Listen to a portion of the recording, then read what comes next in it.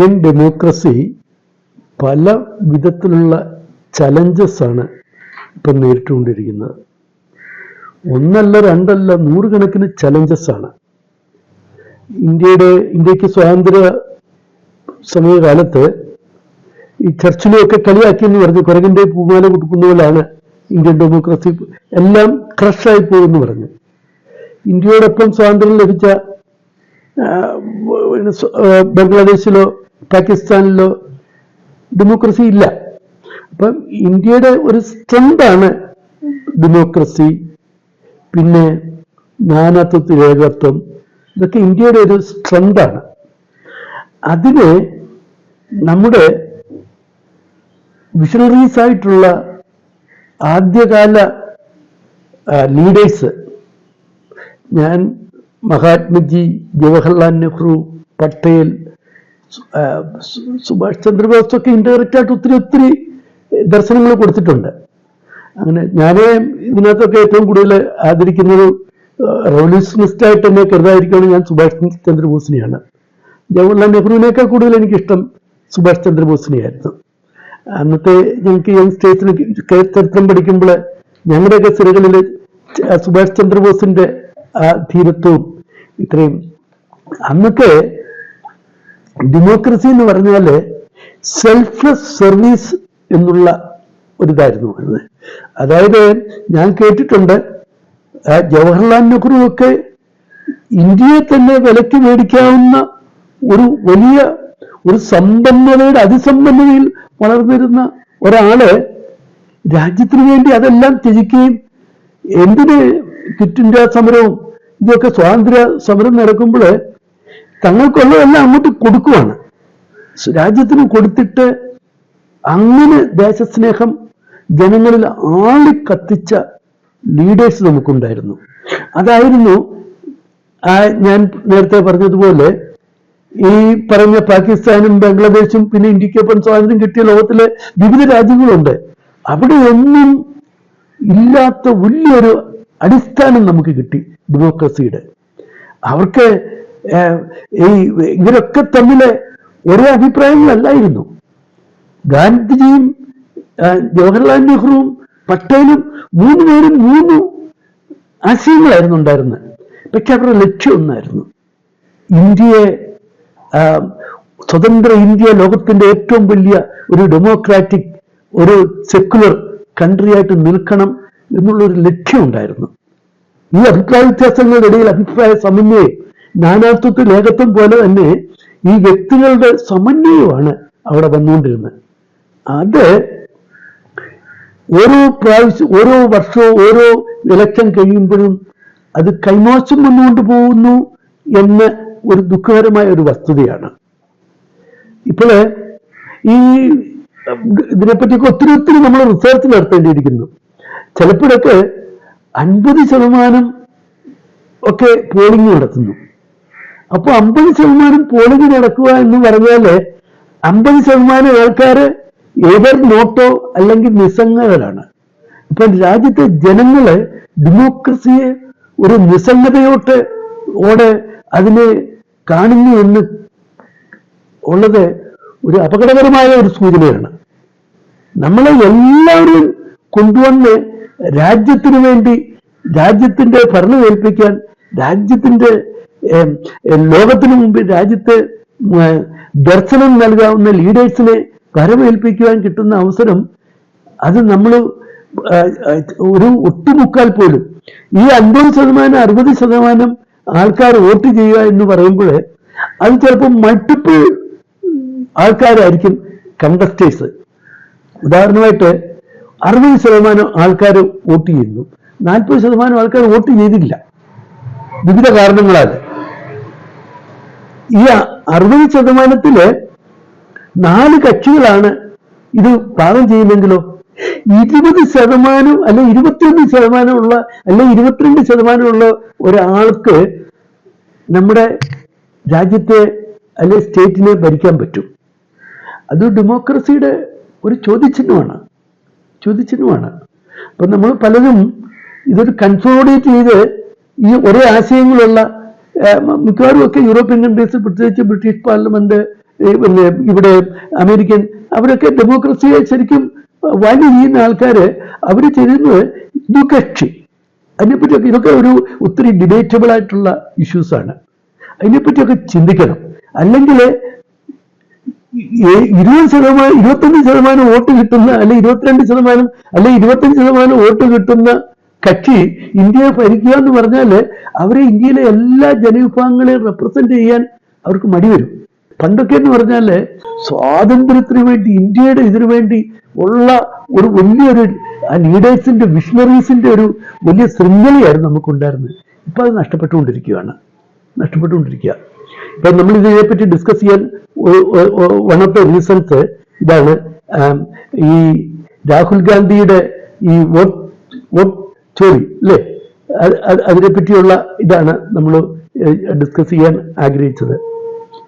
അതും ഇപ്പോഴ് ഇത് ഞാൻ കുറെ നാളായിട്ട് എൻ്റെ മനസ്സിനെ മതിക്കുന്ന ഒരു കാര്യമാണ്.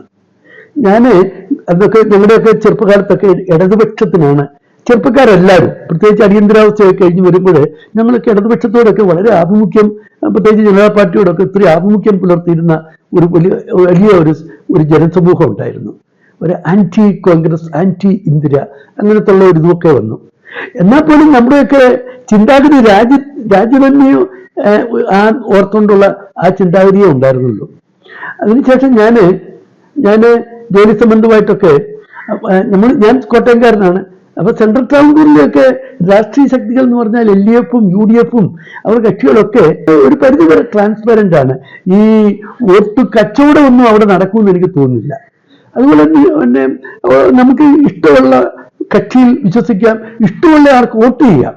അത് നമ്മുടെ ഡെമോക്രസിയിൽ ഏറ്റവും വലിയ ഒരു പില്ലറാണത്, അടിസ്ഥാന ശിലയാണത്.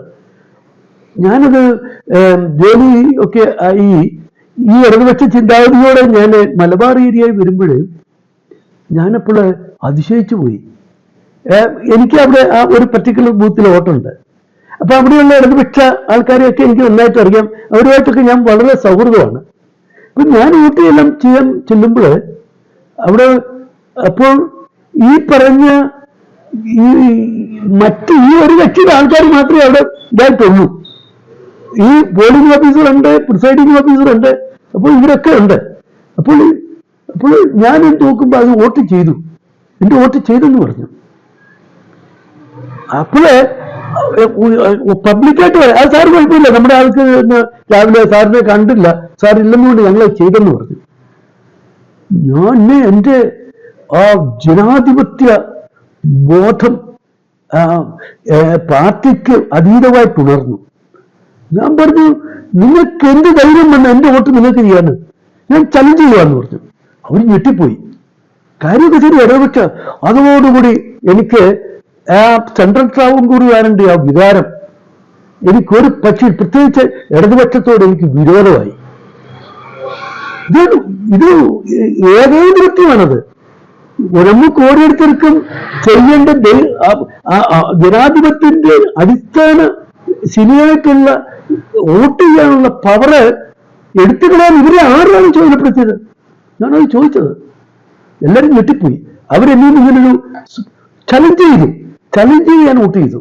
ചലഞ്ച് ചെയ്ത് അതോടുകൂടി എനിക്ക് ഇവരോടുള്ള ആ വലിയ അഭിനിവേശമൊന്നും മാറിപ്പോയി. എന്ന് മാത്രമല്ല, കുറെ സ്റ്റഡി ചെയ്തപ്പോൾ ഞാൻ ഇടതുപക്ഷം എന്ന് പറഞ്ഞ ഒരു തട്ടിപ്പാണെന്ന് എനിക്ക് തോന്നി കേട്ടോ. അത് ശരിയാണെന്ന് എനിക്ക് തോന്നി.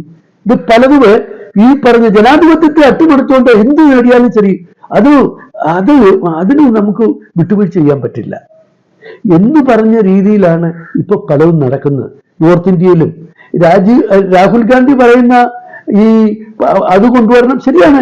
എനിക്ക് നമ്മൾ അതിനെപ്പറ്റി ചിന്തിക്കാം. ഈ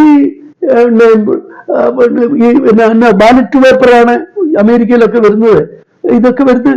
ഇതുപോലെ ഉണ്ടെങ്കിൽ സംശയം, സീസറിന്റെ ഭാര്യ സംശയത്തിന് അതീതമായിരിക്കണം. ആ ഒരു കൺസെപ്റ്റ് പൊളിറ്റിക്കൽ പാർട്ടികൾ ഒരു കൺസെൻസസിൽ എത്തണം. അപ്പോൾ ഒന്നുകിൽ അതാണ് നമുക്ക് വേണ്ടിയതെങ്കിൽ ഇത് ജനാധിപത്യത്തെ സംരക്ഷിക്കാൻ ഇന്നോവേറ്റീവ് ആണെങ്കിൽ അതിലേക്ക് തന്നെ പോകണം. പക്ഷെ ഞാൻ പറയുന്നത്, നമ്മൾ ടെക്നോളജി ഒക്കെ ഒത്തിരി അഡ്വാൻസ് ചെയ്തു. നമുക്ക് ഈ പറഞ്ഞ പോലെ ട്രാൻസ്പെറന്റ് ആയിട്ടുള്ള ഇപ്പോൾ എന്തിനും ഈ ID കാർഡ് നമ്മുടെ ഈ ഇതും തമ്പ് ഇംപ്രഷനും നമ്മുടെ ആധാർ കാർഡിലൊക്കെ ഉള്ളപ്പോൾ ആധാർ കാർഡ് ഉള്ളവർ മതി, അല്ലെങ്കിൽ ഈ ഇതുള്ളവർ ഐഡന്റിറ്റി ഉള്ളവർ മാത്രം വോട്ട് ചെയ്താൽ മതി. വെച്ചാൽ നമുക്ക് ജനാധിപത്യം സംരക്ഷിക്കണമെന്നുണ്ടെങ്കിൽ നമ്മൾ അതിനുവേണ്ടി ചിലപ്പോൾ സമയം കണ്ടെത്തണം. ഇപ്പൊ പലരും ഇലക്ഷൻ വന്നു അവധി കൊടുക്കും, അവര് ടൂർ പോവാണ്. അതിന് ജനാധിപത്യപരമുള്ള ഇതൊക്കെ അത് അരാഷ്ട്രീയമാണ് അതൊക്കെ. അപ്പൊ നമുക്ക് അതിന് വേണ്ടിയവര് ഈ നമുക്ക് എത്രയോ നല്ല ടെക്നോളജി വിധിയിരിക്കുന്നു, ആധാർ കാർഡ് ഉപയോഗിച്ച് മാത്രം. പിന്നെ എങ്ങനെ കള്ളവോട്ട് വരാൻ പോകുന്നത്? കള്ളവോട്ട് വരാൻ പോകുന്നു. നമ്പർ 1 അതാണ്. നമ്പർ 2, ഈ കള്ളവോട്ട് വരാവുന്നതിന് ഇത് മുഴുവൻ ഇത് എത്രയോ കോടികൾ നമ്മൾ മുടക്കുന്നു. ഇത് മുഴുവൻ വീഡിയോ ഇതെടുക്കാം എല്ലാ ഇലക്ഷനിലും.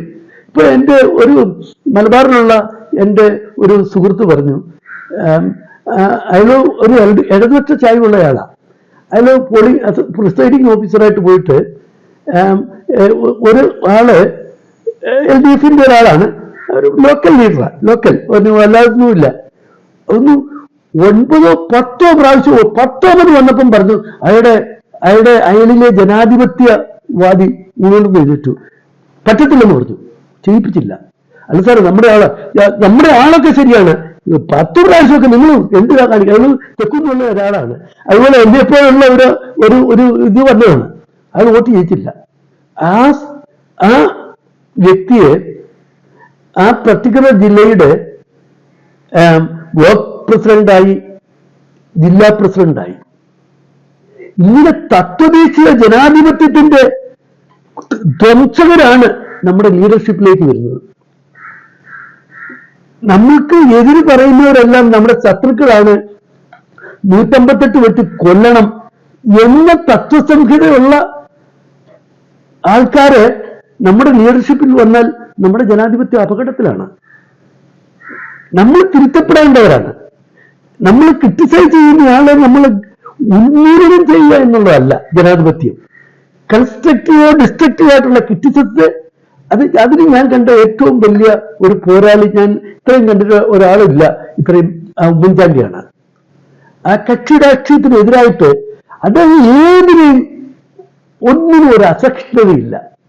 ഈ ആദിമകാലത്തെ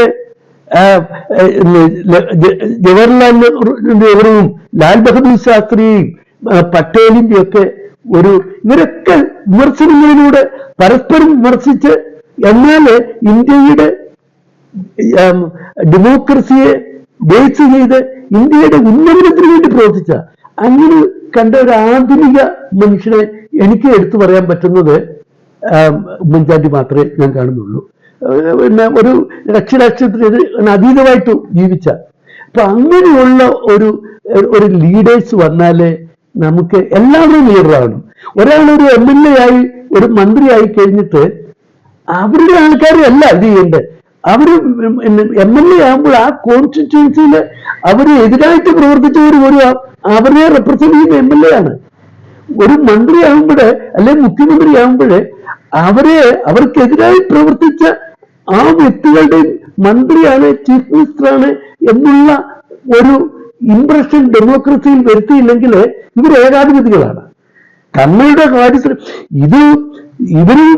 ഇവരൊക്കെ ഭരിക്കുന്നത്, ഇവിടെയുള്ള എല്ലാവരും GST കൊടുക്കുന്ന കരത്തിൽ നിന്ന് എടുത്താൽ ഇവരുടെ ഔദാര്യമൊന്നുമല്ല,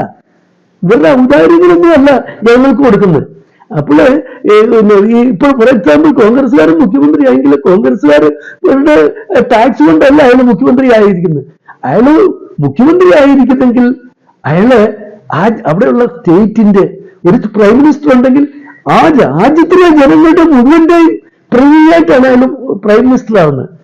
ആ ഒരു മനോഭാവം വരാത്തതാണ് കുഴപ്പം.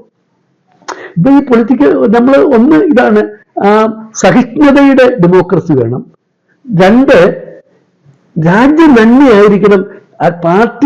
പാർട്ടിക്ക് അതീതമായിട്ടുള്ള രാജ്യ നന്മയും അല്ലെ സ്റ്റേറ്റിന്റെ നന്മയും ലാക്കാക്കിക്കൊണ്ടുള്ള ഒരു ഡെമോക്രസിയാണ് നമുക്ക് 2. 3, ഇപ്പോൾ നടമാടിക്കൊണ്ടിരിക്കുന്ന ഒരു ബ്ലാക്ക് മെയിലിംഗ് ഡെമോക്രസിയാണ്. ഞാൻ ഓർക്കുമായിരുന്നു, നമുക്ക് എതിര് പറഞ്ഞാൽ ഉടനെ അവര് ഇപ്പൊ പല ലീഡേഴ്സിനെ പറ്റിയും ചില ആൾക്കാര് ലീഡേഴ്സിനെ നഖശികാന്ത് എതിർക്കും. ആ എതിർത്ത ആൾക്കാര് ഉടനെ അവന്റെ വീക്ക് പോയിന്റ് കണ്ടുപിടിക്കുക, വീക്ക് പോയിന്റ് കണ്ടുപിടിച്ച് അവനെ എന്തെങ്കിലും ട്രാപ്പിൽ വരുത്തുക, എന്നിട്ട് അവനെ വരുതി കൊണ്ടുവരിക. ഇനി അയാളെ കിട്ടുന്നില്ലെങ്കിൽ അയാളുടെ മക്കളെയോ ബന്ധുക്കളെയോ ട്രാപ്പിൽ വരുത്തുക. അത് ഡെമോക്രസിയുടെ വലിയൊരു ചോദ്യചിഹ്നമാണ്. അത് സ്റ്റേറ്റ് ലെവലിലും സെൻട്രൽ ലെവലിലും അത് നടക്കുന്നുണ്ട് എന്നുള്ളതാണ്. ഞാനൊരു കാര്യം ഓർത്തു പോകുമായിരുന്നു, ഇപ്പോൾ പല ആൾക്കാരും ED, ഇൻകം ടാക്സ്, വേറെ പല കേസുകളിലും പെട്ടുപോകും. ഒരു ഉദാഹരണമാണ് മഹാരാഷ്ട്രയിൽ പഠനം നടന്നുകൊണ്ടിരിക്കുന്നത്. ഞാനത് ഒരു പാർട്ടിയെ കുറ്റപ്പെടുത്തുമല്ല. ഞാൻ മോദിയൊക്കെ ആദ്യഘട്ടത്തിലൊക്കെ അൺകണ്ടീഷണലായിട്ട് സപ്പോർട്ട് ചെയ്ത, എൻ്റെ ഒരു ആഗ്രഹം എൻ്റെ രാജ്യം വളരണമെങ്കിൽ ഈ കൂട്ടുകക്ഷിയേക്കാൾ നല്ല ഒരു ഏകകക്ഷി ഭരണമാണെന്ന്. അതുകൊണ്ട് ഞാൻ മോദിയെ ഇത് സപ്പോർട്ട് ചെയ്തിരുന്ന. പക്ഷേ അജിത് പവാർ ഭയങ്കര കള്ളനാണ്. അയാളെ EDയും നമ്മുടെ CBIയും ഇൻകം ടാക്സും എല്ലാവരോടും കൂടി വളഞ്ഞ അയാൾ കള്ളനാണ്. നമ്മൾ രാജ്യത്തിന് ദ്രോഹമാണെങ്കിൽ അവനെ അറസ്റ്റ് ചെയ്യണം. പക്ഷേ അയാള് ഇവരുടെ ഭാഗത്തേക്ക് വന്നപ്പോൾ എല്ലാ കേസും പിൻവലിച്ചു. ഇത് ചെയ്യുന്ന ശുദ്ധ അരാജകത്വമാണ്. EDക്ക് ശമ്പളം കൊടുക്കുന്നത് ഈ പർട്ടിക്കുലർ പ്രൈം മിനിസ്റ്റർ അല്ല, ഇവിടെയുള്ള ജനങ്ങളുടെ ഇവരെ സപ്പോർട്ട് ചെയ്യാത്തയും ചെയ്യുന്ന. അപ്പം ED ഓർക്കണം, അതിനുള്ള മുറയിലുണ്ടാവണം. ഇലക്ഷൻ കമ്മീഷൻ സ്റ്റേഷനെ പോലുള്ള മുറയിലുണ്ടാവണം ഓരോരുത്തർക്കും. ED ഓർക്കണം, എനിക്ക് ശമ്പളം തരുന്നത് ആര് പ്രൈം മിനിസ്റ്റർ വരട്ടെ, അവർ വന്നും പോയി ഇരിക്കും, എനിക്ക് ജനങ്ങളോടാണ് പ്രതിബദ്ധത എന്നുള്ള തോന്നൽ തോന്നണം. ഉദ്യോഗസ്ഥർക്ക് എല്ലാവർക്കും അത് തോന്നണം. അനാവശ്യമായിട്ടുള്ള ഒരു ബ്രിട്ടീഷ് സാമ്രാജ്യത്തിന്റെ ഇതിൽ അനാവശ്യമായിട്ടുള്ള ഓർഡർ വന്നപ്പോൾ അവർ പലതും ഇത് ചെയ്തു. പക്ഷെ ഇന്നത്തെ കാലത്ത് ഇൻഡിവിജ്വാലിറ്റിയുള്ള ഉദ്യോഗസ്ഥരെല്ലാം ടാർഗറ്റ് ചെയ്യപ്പെടുക, അവരെയും കുരുക്കിപ്പെടുത്തും, അവരെയും എന്തെങ്കിലും സ്കാമിൽപ്പെടുത്തിയിട്ട് അവരെ ഇല്ലാതാക്കും. അപ്പൊ അതൊരു വലിയ ചോദ്യചിഹ്നമായിട്ട് വന്നുകൊണ്ടിരിക്കുകയാണ്. ജനങ്ങളെ പേടിപ്പിക്കുക എന്നുള്ളത് ഡെമോക്രസി അല്ല, അത് പട്ടാള ഭരണമാണ്, അത് രാജഭരണമാണ്. രാജഭരണത്തിന് പോലും ഇതിനേക്കാൾ കൂടുതൽ ജസ്റ്റിസ് ജനങ്ങൾക്ക് ലഭിച്ചിരുന്നു. ഇവിടെ ഇത് പറഞ്ഞു എന്താണ്, ഇവിടെയുള്ള പോലീസ് ഉദ്യോഗസ്ഥർ ഓർക്കണം, എനിക്ക് ശമ്പളം തരുന്ന അവരുടെ തല എണ്ണി പൊളിക്കാൻ വേണ്ടിയല്ല, അവിടെയുള്ള ജനങ്ങൾക്ക് എല്ലാവർക്കും ഈക്വൽ ജസ്റ്റിസിന് വരാൻ വേണ്ടിയാണ്. എല്ലാ ഉദ്യോഗസ്ഥരും അങ്ങനെ ജസ്റ്റിസിന് ഒന്ന് നടക്കുന്ന രീതിയിൽ പോയാൽ ഏത് പൊളിറ്റിക്കൽ പാർട്ടി വന്നാലും ഇവരെ എങ്ങനെ നിയന്ത്രിക്കാൻ പറ്റും? ഇത് ഡെമോക്രസിയുടെ ഒരു വല്ലാത്ത അടിസ്ഥാന തത്വമാണ്. എനിക്ക് ശമ്പളം തരുന്നത് ഇവിടുത്തെ ജനങ്ങളാണ്. ഇവിടുത്തെ ചീഫ് മിനിസ്റ്ററോ, അത് ഏത് കക്ഷിയുടെ ചീഫ് മിനിസ്റ്റർ, ഇവിടുത്തെ പ്രൈം മിനിസ്റ്ററോ ഏത് കക്ഷിയുടെ ആയിക്കോട്ടെ, ഇല്ലാത്ത ജനങ്ങൾക്കെതിരായിട്ട് വരുന്ന ഇത് അരാജകത്വം അല്ലത്. പ്രിൻസിപ്പിളിന്റെ പേര് ജനങ്ങൾക്കെതിരായിട്ട് വരുന്ന കോൺഷ്യൻസിനെതിരായിട്ട് ചെയ്യാൻ പറഞ്ഞാൽ ആ ഓർഡറിനെ ധിക്കരിക്കാൻ വേണ്ടി വന്നാൽ ചെയ്യണം. അപ്പോൾ അങ്ങനെ ചെയ്യുവാണെങ്കിൽ എനിക്ക് തോന്നുന്നു അനുപൂർവങ്ങളാണ്. ഈ സിവിൽ സർവീസും അതുപോലെ തന്നെ എക്സിക്യൂട്ടീവും ഇതുമെല്ലാം അനുപൂർവങ്ങളാണ്. എക്സിക്യൂട്ടീവും പൊളിറ്റിക്കൽ പവറും ഇതെല്ലാം അനുപൂർവങ്ങൾ, ജുഡീഷ്യറി ഇതെല്ലാം അനുപൂർവങ്ങളാണ്.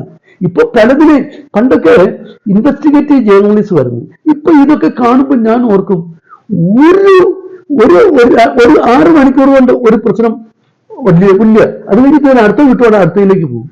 ഈ പട്ടി എലിമിനേഷൻ കാണുമ്പോൾ ഓടുന്ന പോലെ നമ്മള് ഞാൻ അവരെ പ്രചോദനം ചെയ്തു. അതിനകത്ത് നല്ല ആൾക്കാർ ഉണ്ട്.